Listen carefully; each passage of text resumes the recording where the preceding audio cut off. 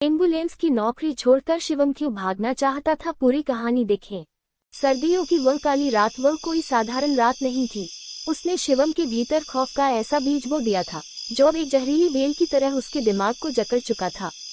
सावन से पैसे लेकर वह गांव जाने वाली आखिरी बस में सवार तो हो गया, लेकिन उसके कानों में अभी भी उस उल्लू के पंखों की फुड़फुड़ाहट और उस एम्बुलेंस के ठंडे स्पर्श की गूंज बाकी थी। रात के सन्नाटे को चीरती हुई बस पहाड़ी रास्तों पर दौड़ रही थी। बस पूरी तरह खाली थी, सिर्फ शिवम और ड्राइवर। बाहर घना कोहरा था, जैसे किसी ने पूरी दुनिया को सफेद कफन से ढक दिया हो। शिवम चिल्लाना चाहता था, पर उसका गला रुंध गया। वह हिल तक नहीं पा रहा था। उसने पागलों की तरह ड्राइवर की ओर देखा कि शायद कोई मदद मिले। ड्राइवर ने धीरे से अपनी गर्दन घुमाई और शिवम की चीख निकल गई। ड्राइवर की जगह वही बुखार से तड़पने वाला मुर्दाघर का कर्मचारी बैठा था, जिसका शरीर अब नीला पड़ चुका था। आज तुम्हें ही जमा होना है, शिवम।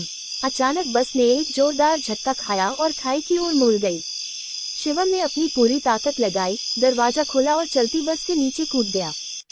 कपकपाती ठंड और गहरा अंधेरा। शिवम को समझ नहीं आ रहा था कि वह कहाँ है।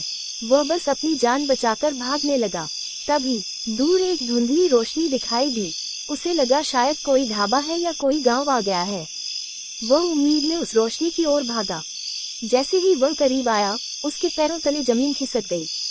वह कोई गांव नहीं था। सामने वही एम्बुलेंस खड़ी थी, जिसका दरवाजा खुला था, और पास ही सावन की लाश पड़ी थी, जिसके हाथ में शराब की बोतल और चाय का कप अब भी था।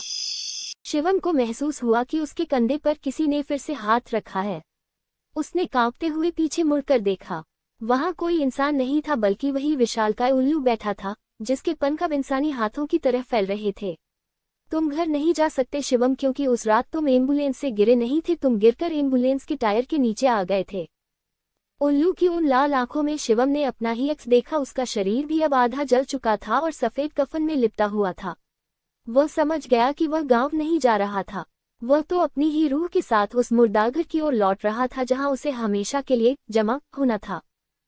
लेखक राकेश। लाइक करें, शेयर करें और ऐसे ही खौफनाक किस्सों के लिए हमारे चैनल को सब्सक्राइब करना न भूलें।